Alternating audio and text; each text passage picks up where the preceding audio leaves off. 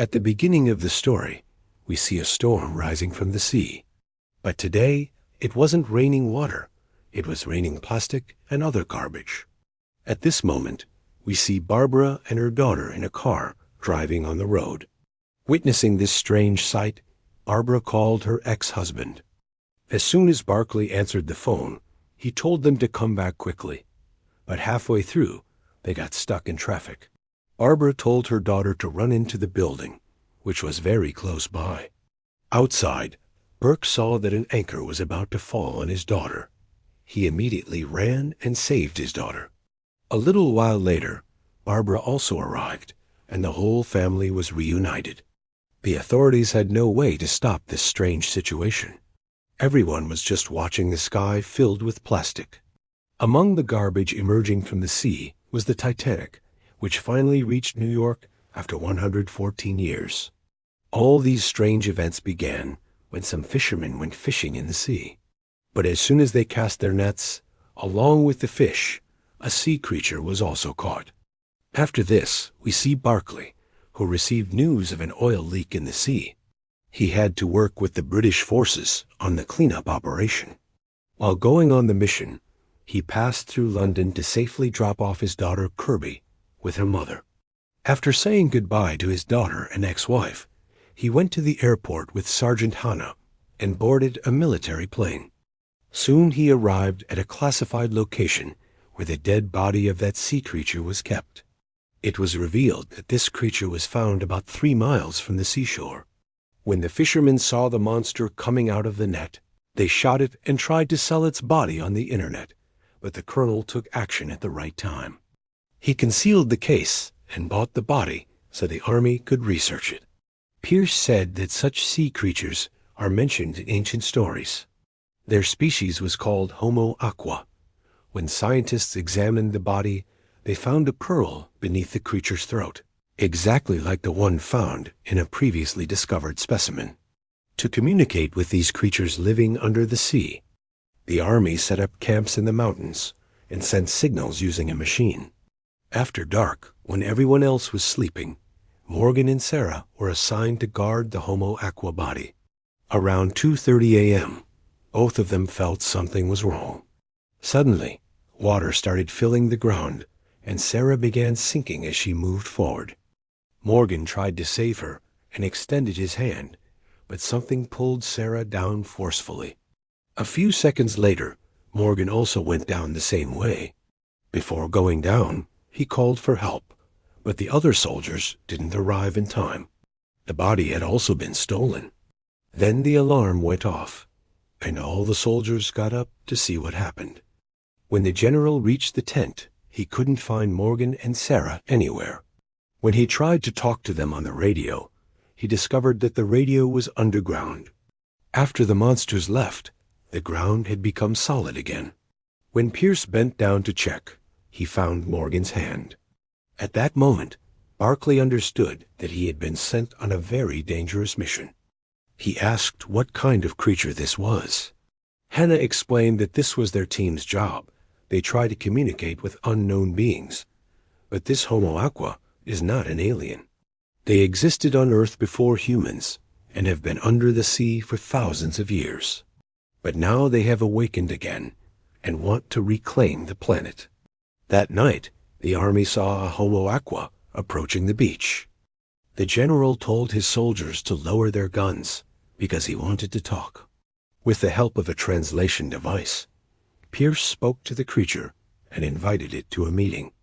The creature was very angry because fishermen had killed one of his people. Pierce replied that he had also lost 2 soldiers. After this, both sides made a peace agreement so that both groups would stop killing each other. Even after the agreement, the fishman said that their people were tired of living in hiding. At that very moment, in every country around the world, people saw the Homo aqua coming out for the first time. They claimed that they had been living there before humans. This was their world too. The first official meeting between the 2 species took place in London. For this meeting, a bridge called Waterway was built, connecting land and water. When everyone reached their positions, Kate ordered the engineers to start the waterway. Along with the Homo aqua, 3 other large, strange creatures came. A large fish, a mermaid, and a woman who looked human. In a short time, Salt learned the human language and began to understand the ambassador's words. At the beginning of the meeting, Salt explained why she had come. Some time ago, her children were about to be born, but oil spilled from human ships poisoned that place. To keep the meeting peaceful, Jonathan said they wanted to correct their mistake. But Salt ignored him. She said she would only talk to Burke because he was the only human who showed respect for the dead Homo aqua. To find out why the Homo aqua wanted Barclay as their ambassador, Kate interrogated him and examined every story of his life. Jonathan's attempt to become the ambassador between the 2 species failed because Salt only wanted to talk to Burke. Therefore, the president of their unit told Burke that she would prepare him for this opportunity. Upon reaching the hotel where Burke was going to stay for a few days, he saw there was very tight security.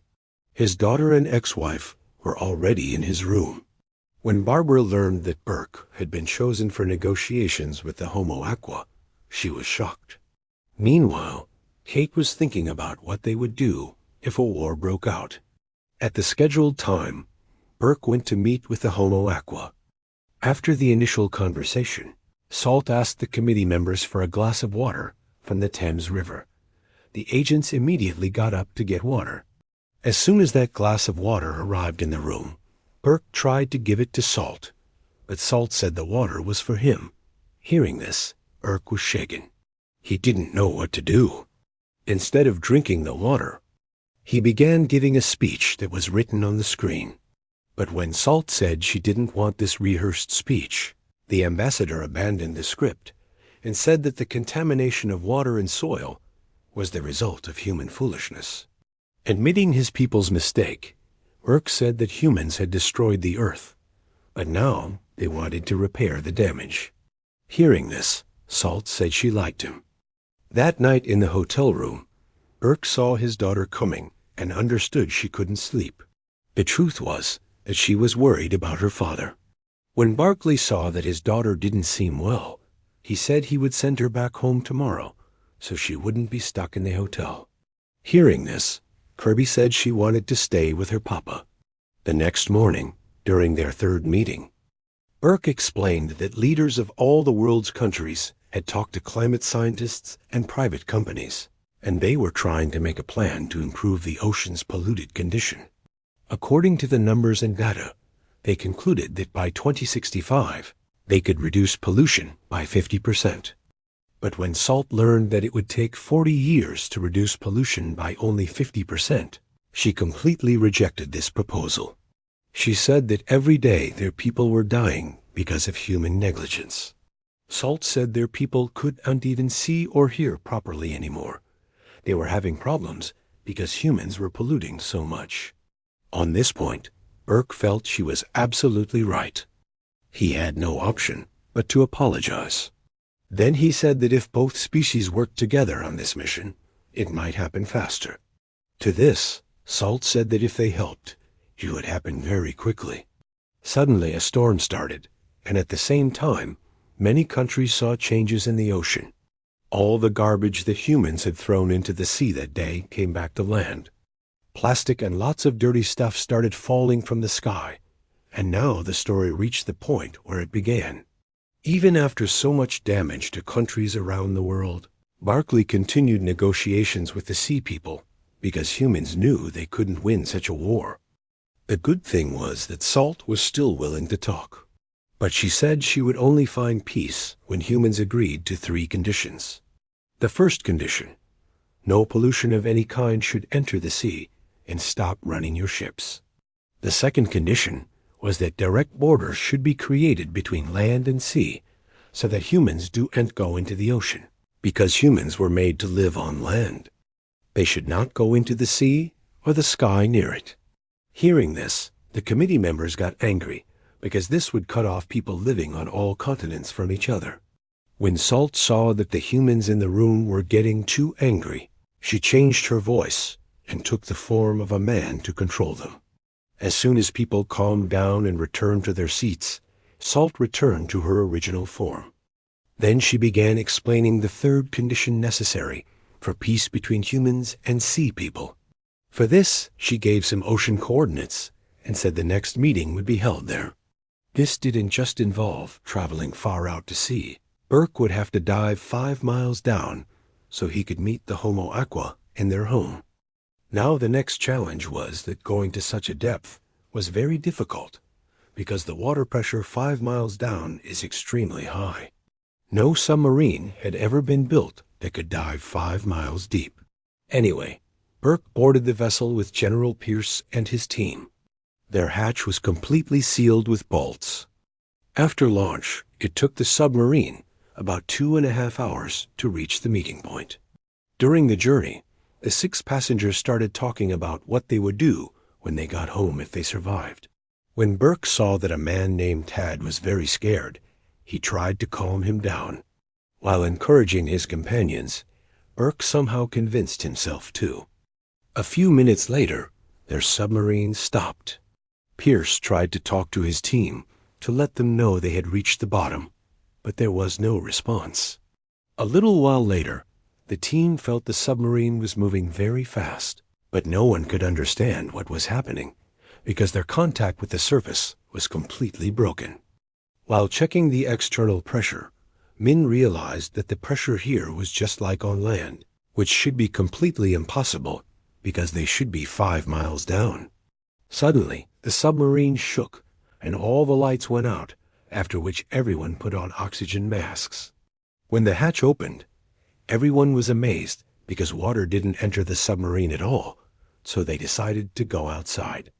Going outside, they saw they were inside a cave where the temperature was also 21 degrees Celsius, and there was plenty of oxygen in the air.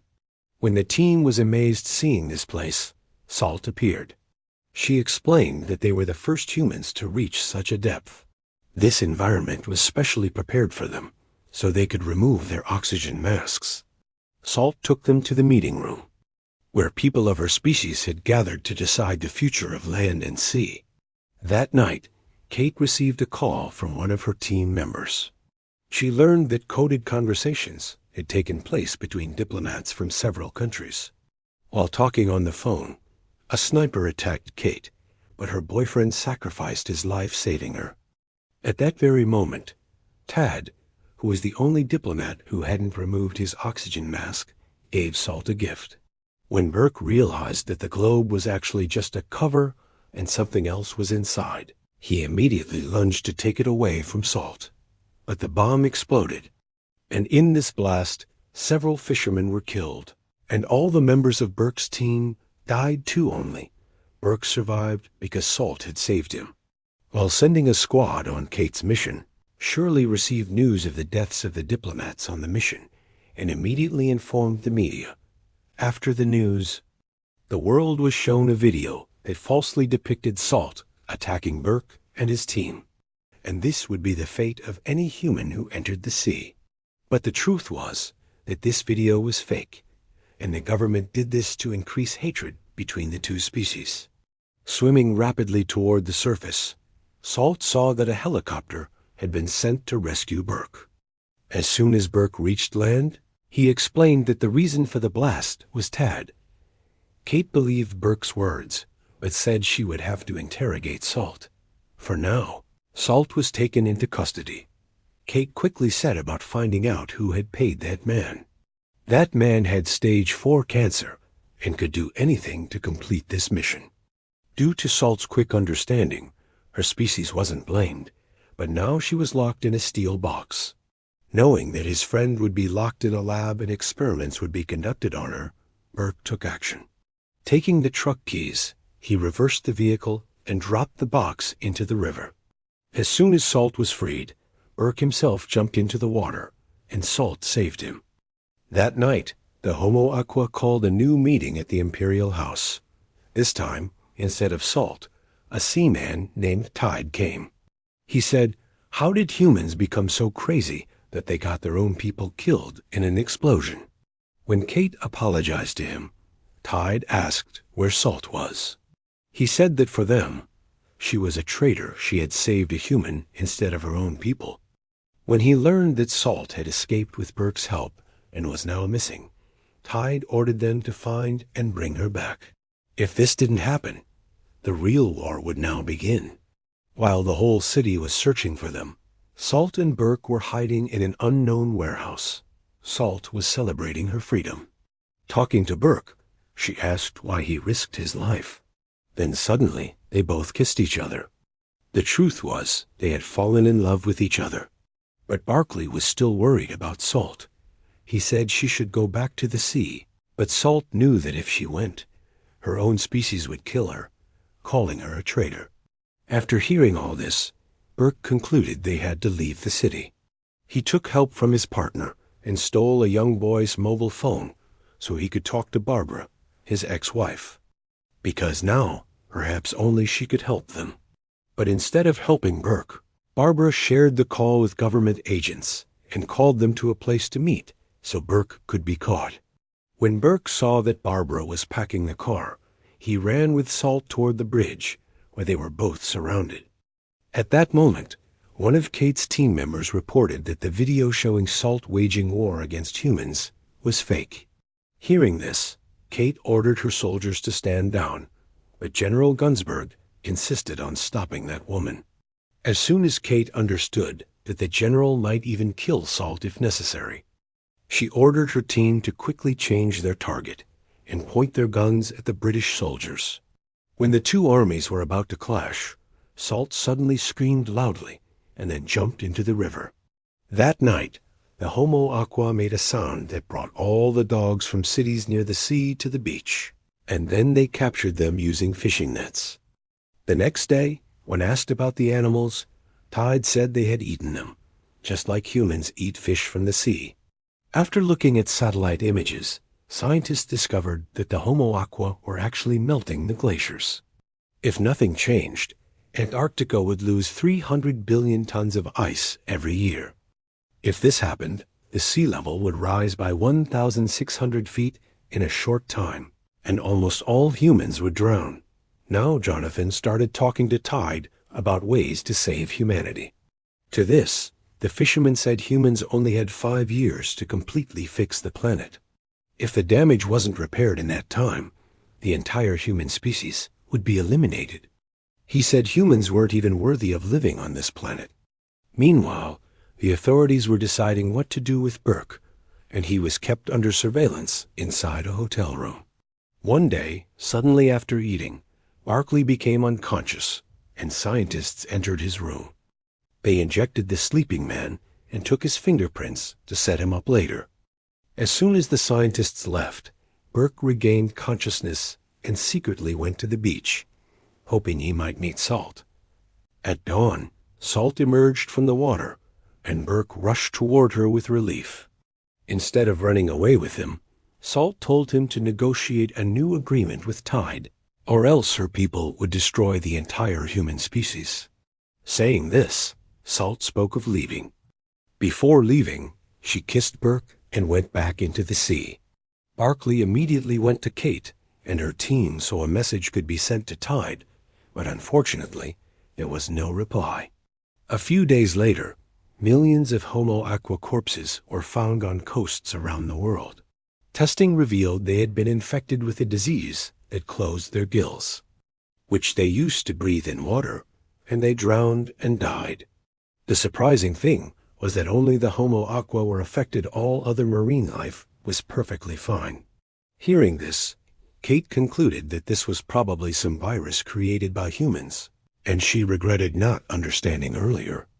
That day, Kate's team received a distress signal from the depths of the ocean, and Burke was called for a meeting again.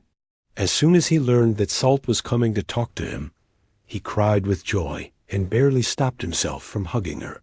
The end of the war was announced.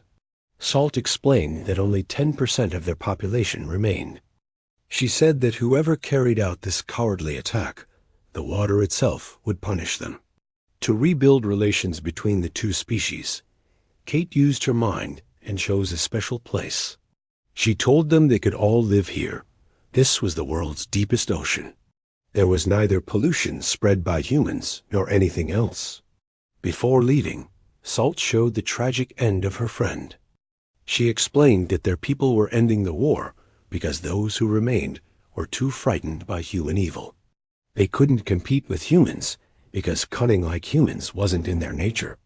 Then, as soon as the Homo Aqua left, cracks began appearing in the glass panels of the great hall that kept the water out. Everyone panicked and tried to escape. Burke calmly waited for his end, but Hannah saved him. That day, Kate received Burke's medical test results and discovered that his DNA had changed. His genes had become like those of the Homo Aqua. Learning this, Kate decided he should be taken to the sea so he could meet Salt again. After kissing Salt, Barkley suddenly developed gills, allowing him to breathe underwater. Now he had the chance to choose his destiny, and he decided he would live in the sea with Salt. If you liked the video, please like it and subscribe to the channel.